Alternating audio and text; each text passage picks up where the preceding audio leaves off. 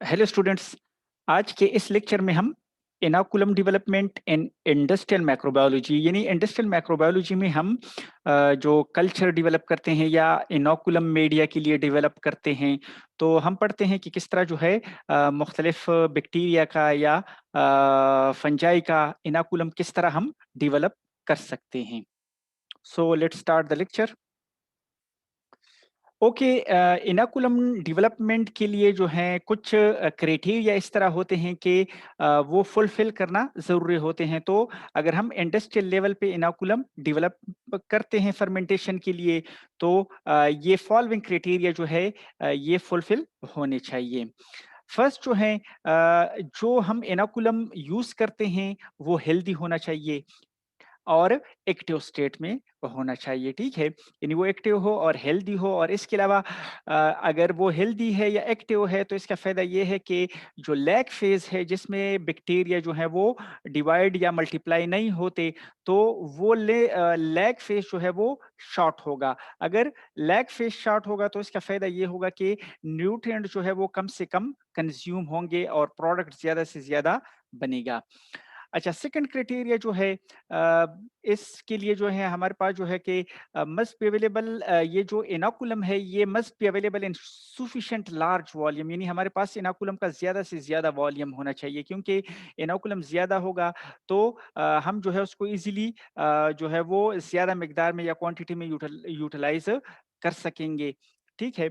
और इस वजह से जो है चूँकि हमने ऑप्टिमम साइज़ इनोकुलम का यूज़ करना होता है, तो इस वजह से अगर वो हमारे पास कम पड़ जाता है तो उससे हमारे जो है एंड रिजल्ट या प्रोडक्ट वो इफ़ेक्ट हो सकता है। अच्छा, इसके अलावा जो है हमारा इनोकुलम सूटेबल मॉर्फोलॉजिकल फॉर्म में हो, यानी उनका जो अपनी एक मॉर्फोलॉजी होती है जिससे हम उसको आइडेंटिफ़ाई करते हैं, वो सूटेबल एक कॉलोनी मॉर्फोलॉजी का हो, मीन्स कि ज़्यादा ओल्ड ना हो या मॉडिफाइड ना हो या इवन डेड ना हो। तो सूटेबल मॉर्फोलॉजिकल फॉर्म में हो, फ्री ऑफ कंटामिनेशन हो, यानी कोई कंटामिनेशन उसमें ना हो, बिल्कुल प्योर स्टेट में हो। और इसके अलावा जो है इस इनोकुलम की प्रॉपर्टीज़ ये भी होनी चाहिए कि ये जो है जो एंड प्रोडक्ट फॉर्मेशन होता है, यानी एंड प्रोडक्ट जब हम उनसे कलेक्ट करते हैं तो उनकी फॉर्मेशन की कैपेबिलिटीज़ ये रखते हों। अच्छा, इसमें जो है हम फर्स्ट लैक्टिक एसिड बैक्टीरिया को डिस्कस करते हैं कि लैक्टिक एसिड बैक्टीरिया का इनोकुलम हम किस तरह डेवलप करते हैं। तो इसमें जो न्यू लैक्टिक एसिड बैक्टीरिया है, इसकी इनोकुलम की डेवलपमेंट के लिए जो है हम फर्स्ट क्या करते हैं कि हम उसके मीडिया में न्यूट्रिएंट कंटेंट जो है वो देखते हैं कि वो एक सूटेबल क्वांटिटी में क्या हो, न्यूट्रिएंट कंटेंट उसमें मौजूद हों। इसके अलावा जो है उसमें इनोकुलम या सीएफयू पर एमएल एक प्रॉपर कंसंट्रेशन में उनका इनोकुलम का साइज हो कि सीएफयू पर एमएल जितने रिक्वायर्ड होते हैं उस प्रोसेस में वो उनकी क्या हों, उस लिमिट में हों। और इसके अलावा अगर हम उसके जिस तरह बैसिलस स्पीशीज़ हैं, उनके स्पोर्स को भी हम यूज़ करते हैं इनोकुलम के लिए, तो वो स्पोर जो हैं पर मिलीलीटर जो है एक ख़ास कंसंट्रेशन में हो, उनका साइज़ भी हमें क्या हो, नोन हो कि वो एक ख़ास कंसंट्रेशन में हो। अच्छा, अगर फॉर एग्जांपल जो पायलट स्टडीज़ होती हैं जिसको हम जो है वो इनिशियल लेवल पे या लैब लेवल पे जो है वो कम क्वांटिटी में देखते हैं, तो उसके लिए कहते हैं कि जो इनिशियल सेल काउंट है लैक्टिक एसिड बैक्टीरिया का पायलट लेवल पे, वो 10 to the power 5 to 10 to the power 7 CFU per ml होना चाहिए, यानी उनका साइज इतना होना चाहिए, 10 पावर 5 टू 10 पावर 7 CFU per ml pilot level पे इनका जो है वो इनोकुलम साइज चाहिए होता है। अच्छा, इसके अलावा जो मीडियम है, उसमें जो है कुछ न्यूट्रिएंट होना ज़रूरी होते हैं उनकी ग्रोथ के लिए या मल्टीप्लिकेशन के लिए। तो इसमें जो है पेप्टोन जो है ये मौजूद होना चाहिए, क्योंकि पेप्टोन जो है ये सोर्स ऑफ अमीनो एसिड होता है। और इसके अलावा जो यीस्ट एक्सट्रैक्ट होता है, उसमें प्रोटीन के साथ-साथ जो है वो फिर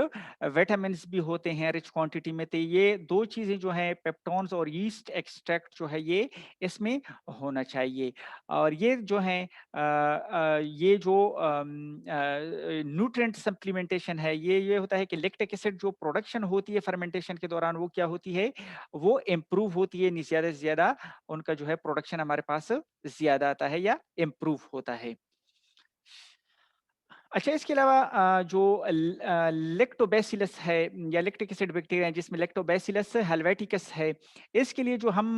बैच चीज़ वे कल्चर डिज़ाइन करते हैं, तो इसमें हम ये करते हैं कि फॉर एग्ज़ाम्पल अगर हमने कोई फ्रेश बैच लगाना होता है या न्यू बैच लगाना होता है, तो उसमें हम प्रीवियस बैच से फिर कुछ इनोकुलम उठाते हैं। वो उसका फ़ायदा ये होता है कि वो क्या होता है, प्योर होता है, लॉग फ़ेज़ में होता है, तो वो जो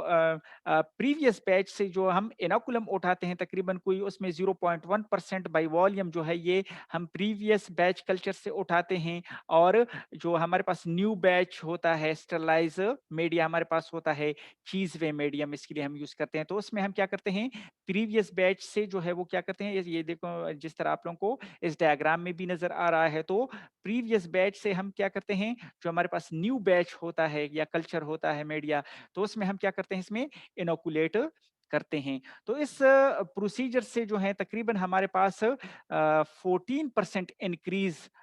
जो है वो प्रोडक्ट इंक्रीज हमारे पास होता है, यानी लैक्टिक एसिड के केस में हमारे पास तकरीबन 14% जो है हमारे पास लैक्टिक एसिड जो है वो ज्यादा क्वांटिटी में हमें मिलता है। Okay, thank you so much, take care, Allah Hafiz.